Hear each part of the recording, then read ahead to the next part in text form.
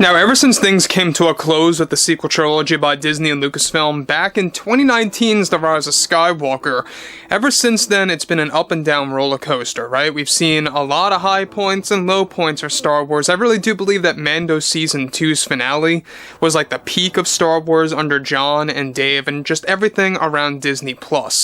And basically, Favreau has been going through a rough patch, all because of what Disney has been going through, and specifically what Bob Iger initiated. Let's discuss. This is Mike Zero. Subscribe if you're new, and like this video to see future updates. I'm also on Twitter at Mike01. I thank you also very much for the great and kind support. And let's get right into exactly what Jon Favreau is dealing with right now, what he had to expose, and everything related to Star Wars. Now, we know that Favreau is, like, the guy that really wants to gravitate towards Star Wars Legends as much as possible. If there's anybody that can really steer things in the right path out there to any level, it would be somebody that's truly passionate about their craft and somebody that actually cares about Star Wars. This is exactly why Disney needs to hire more people like that are very much in tune with what Star Wars is all about, George Lucas's philosophy, etc., etc. And though there are a lot of skeptics also out there about Jon Favreau, and everyone's entitled to their opinion, that's fine.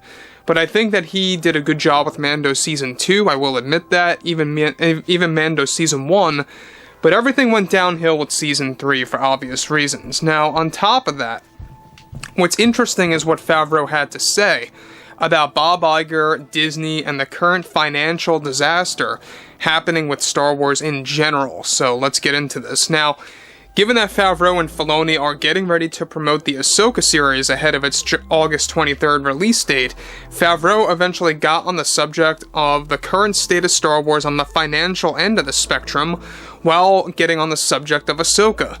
He went on to deliver the following. Well, we are going through some pretty significant adjustments to our current slate of Star Wars projects that we are reworking right now, and a lot of that is rooted back to the budgeting limitations that we as creators are facing, that is coming down from Disney to balance and figure out what is really necessary to release for the next couple of years and what's not.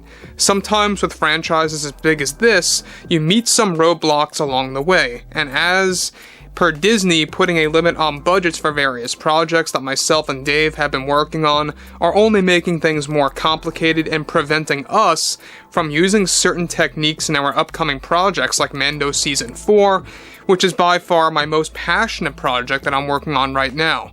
It's just that these limitations are that are really getting in the way, and as well as the strikes don't make that any easier. We are always trying to push our boundaries with these shows, and now we have to sort of evolve with the ongoing challenges with less funding and less opportunities with ILM. That was very costly for some of the shows. So, I want to just stop here about what Favreau mentions about ILM. I don't know if you guys knew, but the technology that ILM provides and is going to provide for future projects, be it Star Wars or anything beyond Star Wars, right? It's very costly stuff. I mean, it's very expensive technology, and they really are revolutionizing, how the film industry works, how they develop movies, and we gotta give it all to ILM. I mean, these guys, date back decades upon decades of really just becoming pioneers. Now, when you look at stuff like this, the fact that Favreau is opening up about these budgeting limitations and how it really is creating a lot of conflict over at Lucasfilm with what they really want to explore that they're not able to right now because of Bob Iger's, surprise, surprise, cost containment plan that he initiated just some weeks ago. Alright, he went on the record talking about this, about spending less and making less, and how a lot of projects moving onwards now are going to be small-scale movies and shows. So, for example, when you're going into a Star Wars show, for example, you might not have as many characters, you might not have as many subplots, you might not have as many worlds to explore. It's going to be all smaller scale, more centered in, specific characters that are going to be very few. Now, that's the other concern. The cheapness coming from Disney, is that going to show on screen? It may very well. We know that they're still doubling down on this Rey movie. I don't know why they are, but they are. and they're still trying to get this thing filmed by April of 2024. I don't see it, guys. I think that you're going to see delays again for all 3 of those Star Wars films. We're talking about the Rey movie, James Mangold's movie, which, by the way, he's going through a rough patch as well. They want to get rid of him after what happened with Indy 5. And the Dave Filoni movie. All of those, I really do believe, are going to get delayed again, because we already know if the strikes go past November, they're going to have to shift their overall slate release dates again. And that's when you're going to see a lot of things like Avatar, Marvel movies, Star Wars movies getting new release date updates come this December. So keep your eyes open for that as well. That's why so many people and so many creators are really trying to get on this writer's strike and everything happening with SAG resolved before the fall. So on top of that, he goes on to elaborate, our whole slate is getting this shift that I really can't go into specifics, but it may turn out for the best in the long run. With less budgeting, you know, it sort of impacts our storytelling and what we really want to explore in these tales. So we are currently revising the entire story of Mando 4 right now, and I haven't been writing anything, but rather brainstorming things on my mind of what changes need to be made to adapt to these new plans, going into effect by Disney. We are currently going over new plans with ILM and cutting back on many initial strategies, sadly, because of all of this, so it's an ongoing evolution, that's for sure. We just have to roll with the punches, you know? So, you know, the thing about Favreau that I respect the best, and it's one of the only big values of him, is that he's always direct with the fans. He kind of calls Disney out a little bit, maybe not in like a angered way, but he is calling it out in a more upsetting way, that it's really limiting what he wants to do with the Star Wars brand. Now look, I know that there's a lot of people that don't like Favreau either. There's a lot of people out there that are like, oh, Filoni and Favreau, you know, they really don't know what they're doing.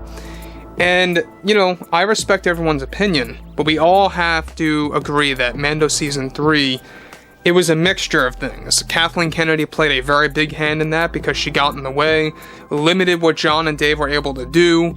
And yeah, sure, Jon and Dave, I mean, they're not perfectionists, right? They're not going to get everything right all the time.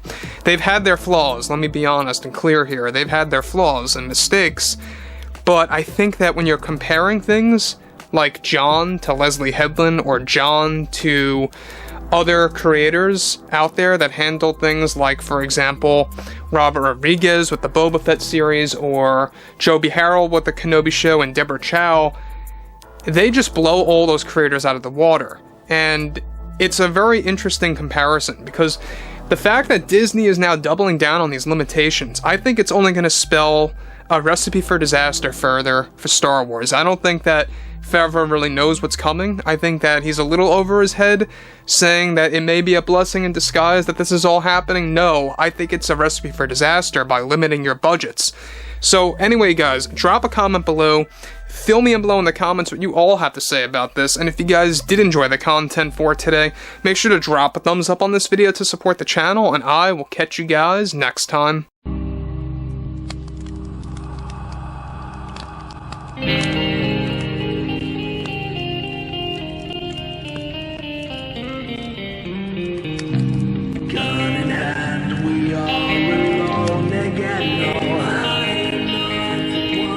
From night